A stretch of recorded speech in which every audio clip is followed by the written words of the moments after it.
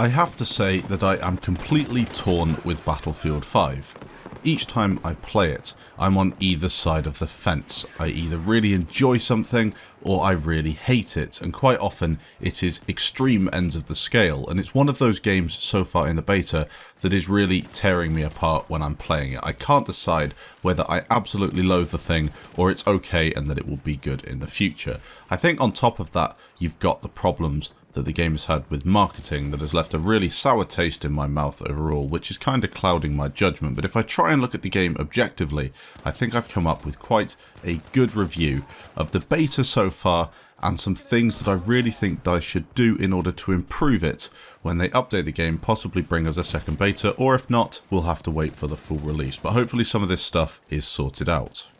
Now, for those of you who don't know, I'm a Battlefield player, but not a so-called veteran. I never played the original Battlefields until they'd already gone through the phase of people playing them. Maybe with Battlefield 2, I was playing it almost 10 years after it was released. So I can't say that I'm an original Battlefield veteran, but I did play a lot of BF3 and BF4, and then, of course, went back and played a bit of Bad Company 2 as well. So I know the history of Battlefield from that sort of era. So when people say Battlefield 5 is going back to the roots of Battlefield, I can kind of sympathise with them somewhat, but again, that's just a bit of history to where I'm coming from with this review. With Battlefield 5, I was mega excited. Going back to World War II, although it wasn't my first choice in setting, it was something that I thought could really work, and especially after BF1, a game that they hit out of the park in terms of copies sold, the trailers, and then the overall feel of a World War I game, I was hoping they could really do something similar with Battlefield 5, but improve on the things that I didn't really like in BF1. This was something that never really materialised during the alpha, however, there was still hope, and I was thinking that maybe with the beta they could bring us a new map, but bring us some updated features and mechanics as well. It turns out that wasn't really the case. We got a couple of extra things, but overall it wasn't really an upgrade on the alpha. A couple of things were changed, maybe performance was improved for some people, but the amount of bugs that came into the game and other problems really left a lot of people wanting almost another update and another beta, one that would have far more in terms of upgrades and improvements. Now I'm going to go through the usual hit list when it comes to a review. We'll start with appearance, sound, then go on to things like the maps, the vehicles, the weapons and how you can customize them and things like that. I'm going to try and leave out a lot of the bugs because, to be honest, if you've played the game, you know there are bugs like, for example, reviving bugs, or maybe when you're bipodding and you get that weird aiming bug. These things will hopefully be ironed out, and after all it is a beta. So I'll leave those out of this review, but we'll focus on some that do directly tie in to the different categories. Starting out with appearance. The Frostbite engine is insanely good looking. We all know that. Battlefield 5 so far, I think, is a good looking game, but not really on the same level as Battlefield 1 or even some of the older Battlefields. If you really turn up the graphics on BF3 and BF4, they do look superb. And the issue with it for me right now comes down to the particle effects and sometimes the saturation of the game. I don't really like it, but overall it's not awful. I'm expecting this to improve with the main game, and certainly if you turn the graphics up and when the main game comes out, the performance will be better, so you'll be able to do that. It'll be a great looking game, so no problems there with the graphics overall. I just would say the particle effects, too much on screen, I can't spot enemies, there's an issue with the shadows. That will hopefully be ironed out as well. The sound, again, it's like Battlefield 1 in terms of sound, bar the footsteps. There seems to be an omission of footsteps in Battlefield 5 in some instances, which is a bit of a pain because footsteps are very important in an FPS game. Again, probably will be fixed, it's one of those little bugs. The music though, in Battlefield 5, probably my favourite soundtrack since some of the BF3 tracks. I think maybe Solomon's theme's my favourite, and since then there's been a few, but nothing quite as epic as what we've got in BF5. I'll leave a little clip in the background here for you to listen to, about 20 seconds or so, of some of the epic background music you get in the menu screen.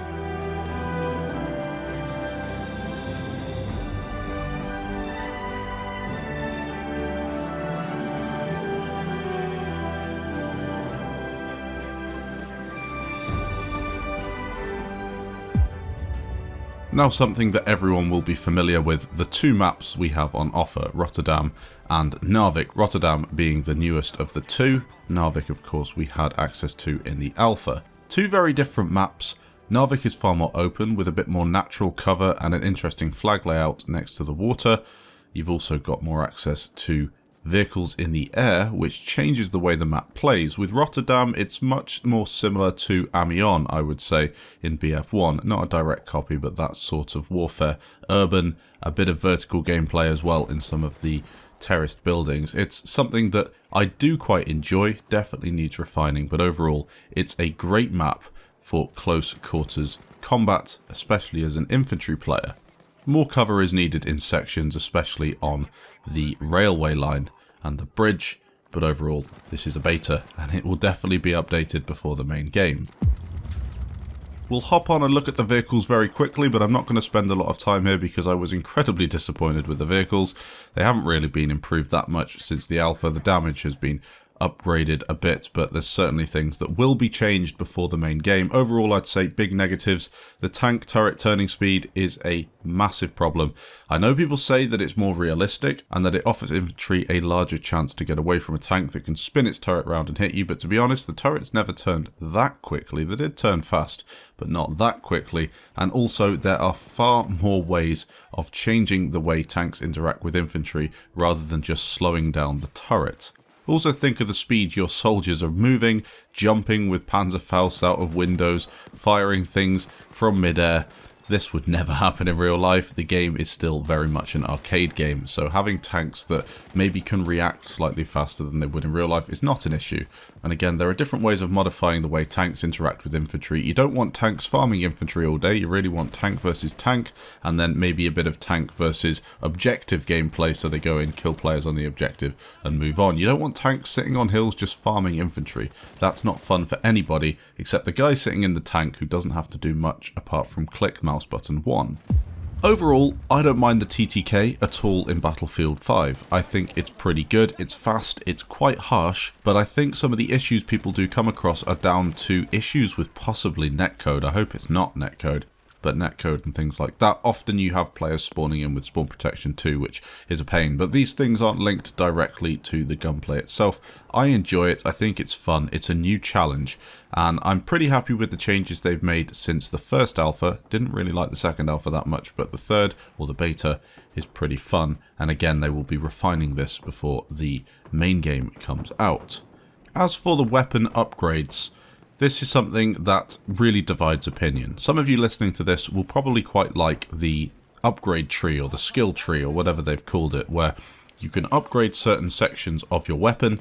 It doesn't add a visual difference to the weapon, but what it will do is give the weapon slightly different attributes. So you can possibly speed up your aiming down sights, but this will therefore compromise your weapon in another way, as you can't go down the other side of the tree and pick things. I think it's possibly hipfire on the other side. So from that perspective, I think it's quite good with the trade-offs. Possibly you can have benefits and negatives that you can only pick one. I get that, and it makes sense from that perspective, but for me, in an FPS game like Battlefield, I really like customizing my weapons. I like having the customization screen with the weapon on there. I think Escape from Tarkov does it really well, where you have the weapon on screen and then you can add things to the weapon like an extended mag, and you see the magazine change, or the barrel attachments, or the grips, and maybe the different optics, all this sort of stuff. You've got it to a small extent in BF5, but it's really not how I like it. And then, of course, on top of that, you could then introduce this skill tree. So, for example, your faster ADS,